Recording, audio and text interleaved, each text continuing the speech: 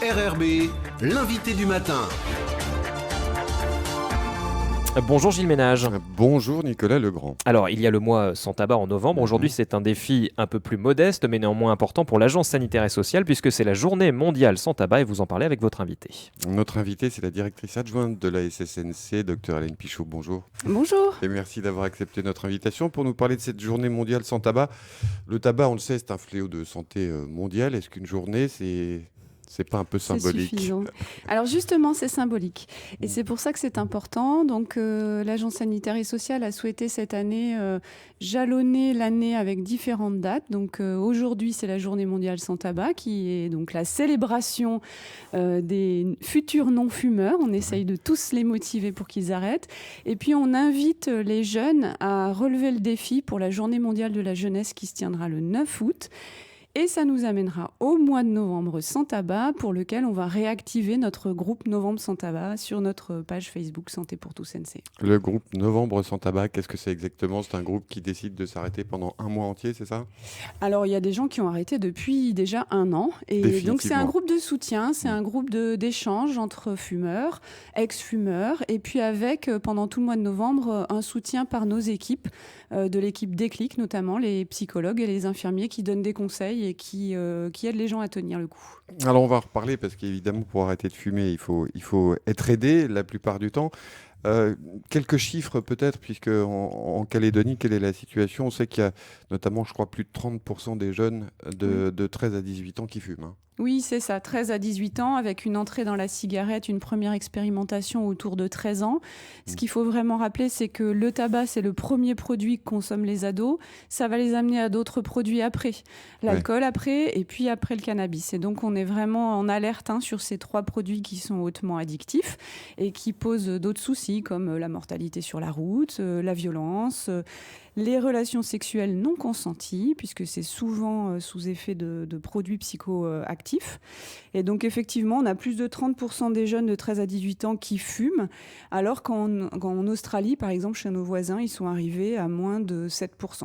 L'Australie, qui, je crois, a des projets extrêmement radicaux en ce qui concerne le tabac, puisqu'ils envisagent même de carrément l'interdire. D'interdire la vente. Alors, on sait que quand il y a une interdiction stricte, il y a du marché noir, il y a des effets différents. Alors, ce sur quoi on est vigilant aussi en ce moment, c'est l'évolution de la cigarette électronique. Oui. Parce qu'on a déjà 18% de jeunes qui consomment des cigarettes électroniques, nicotinées ou non nicotinées. Ils arrivent quand même à se procurer, ces petits jeunes, du tabac, des cigarettes. Alors, quand on leur demande comment, c'est par les copains, par la famille, parfois. Ouais. Donc, vigilance pour les parents. La cigarette électronique, ça n'est pas anodin. C'est quand même un geste qui va potentiellement amener vers le tabac après. La cigarette électronique jetable, elle a d'ailleurs été interdite d'importation à la suite de vos recommandations, c'est bien ça? Oui, des recommandations globales de santé publique. Alors, jetable parce qu'en plus, c'est un fléau pour l'environnement. C'est pas cher parce qu'à l'unité, c'est pas cher et puis on peut la partager avec les copains, donc on se cotise. Mais après, mis bout à bout, c'est comme le tabac. C'est vraiment un poids dans le porte-monnaie à la fin du mois. Alors, docteur, quand on est un fumeur, un gros fumeur depuis longtemps, comment on fait pour arrêter ? Alors, comment on fait? On se trouve un leitmotiv, j'ai envie de dire qu'il faut vraiment avoir une conviction intime, une motivation. Donc ça, c'est très personnel, chacun va avoir la sienne et c'est certainement pas pour faire plaisir aux autres qu'on va le faire ou pour sauver la planète. Je n'y crois pas trop. Et surtout, on va préparer le terrain. Donc, on va en informer ses proches parce qu'ils vont pouvoir nous motiver et puis ils vont pouvoir faire attention. Si on a des fumeurs autour de soi, le tabagisme passif, l'appel à la cigarette qu'on sent, c'est toujours le petit truc qui fait flancher. Et puis, on va tout de suite chercher de l'aide. Donc, on en parle à son médecin ou à la personne dans son entourage médical qui est la plus proche de nous. Ça peut être un autre professionnel de santé, un pharmacien, un infirmier. Et on n'hésite pas à se faire prescrire des substituts nicotiniques. Ils sont remboursés. Alors, même sans prescription médicale, des gommes à mâcher sont remboursées. Et puis voilà, on s'arme, on se prépare psychologiquement, on ne met pas non plus trop longtemps. Et puis après, chacun a sa méthode. Mais nous, on croit vraiment, et c'est prouvé, que le soutien, le réseau joue beaucoup. Et puis surtout, après, on va aller chercher des gains. C'est-à-dire que Des chaque petites jour, satisfactions voilà. tous les jours, comme un goût Comme de des petits quelque chose cadeaux, qui a comme été le retrouvé. calendrier de l'Avent là pour les enfants. Donc tous les jours, on essaie de soit noter, soit se conscientiser qu'on a quelque chose qui va mieux. Il faut se dire que déjà dans les 2-3 premiers jours, on va mieux sentir les aliments, mieux sentir les parfums, avoir récupéré un petit peu de goût. Au bout d'une semaine, on va déjà sentir des gains sur le souffle. Donc souvent, ce qu'on recommande, c'est d'essayer de mettre une routine positive en parallèle. Donc se remettre à marcher, se mettre à faire des choses qui étaient un petit peu difficiles parce qu'on perdait le souffle, et puis voir qu'on avance un peu plus vite. Alors c'est tous les jours, hein, c'est pas à pas. On imagine bien que il y a un risque de rechute, Oui. comme toutes les addictions fortes. Est-ce qu'il faut se dire dans ces cas-là que c'est pas grave et qu'il faut se remettre dans la mécanique?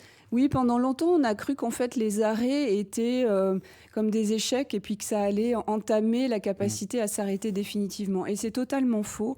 Chaque arrêt, même petit soit-il, est une marche qu'on a passée. On s'est prouvé à soi-même qu'on pouvait arrêter ce temps-là. Et même si on rechute, alors c'est sûr qu'on considère aussi, comme quand on est alcoolique par exemple, qu'on est fumeur pendant longtemps. Donc souvent les fumeurs se disent pas ex-fumeurs avant un bon moment parce qu'ils sont pas à l'abri de replonger. Et c'est pour ça que c'est très important tout ce qu'on fait sur l'environnement, les interdictions de consommation de tabac et de cigarettes électroniques. Je rappelle que l'interdiction est la même dans les mêmes lieux. Il n'est pas permis de vapoter dans les lieux où il n'est pas permis de fumer. Alors, docteur, est-ce que selon vous, il vaut mieux arrêter totalement, c'est-à-dire d'un coup, et puis essayer de tenir, ou est-ce qu'on peut y aller par paliers? On sait bien que chez les gros fumeurs, par exemple, il y a de très nombreuses cigarettes qui sont fumées dans la journée qui servent à rien ou qui n'ont pas spécialement, qui sont juste de la mécanique finalement. Disons que tant qu'on va garder le produit, on n'a pas vraiment tous les effets du sevrage et on entretient quand même cette addiction. D'accord. Donc effectivement, il vaut mieux complètement se couper du produit, et en tout cas du produit tel qu'on le consomme. Donc si on fume la pipe, on arrête la pipe. Si on fume la cigarette, on arrête la cigarette. Et on va passer par des patchs ou des gommes ou parfois des traitements médicaux. Mais pour vraiment couper complètement, il faut vraiment être fort quand même.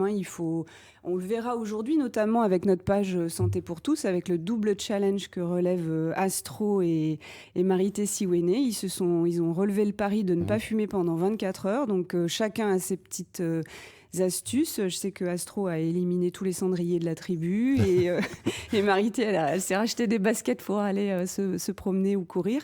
Et donc en fait, ils vont nous partager justement, et on l'a bien vu l'année dernière aussi avec les 2 challengers, il y a des moments où c'est dur psychologiquement. Donc il faut... Voilà, je me souviens Ticia qui avait pris sa voiture, qui était sortie, qui avait dit « je vais faire un tour là parce que c'est vraiment l'heure où normalement… » Alors elle avait arrêté de boire du café. Parfois, il y a des produits aussi qui appellent la cigarette. Alors, on s'en passe. Alors surtout, je rappelle, pour les fumeurs qui vont avoir peur de prendre du poids, ne psychotez pas là-dessus. C'est pas systématique. Tous les fumeurs qui arrêtent ne prennent pas du poids.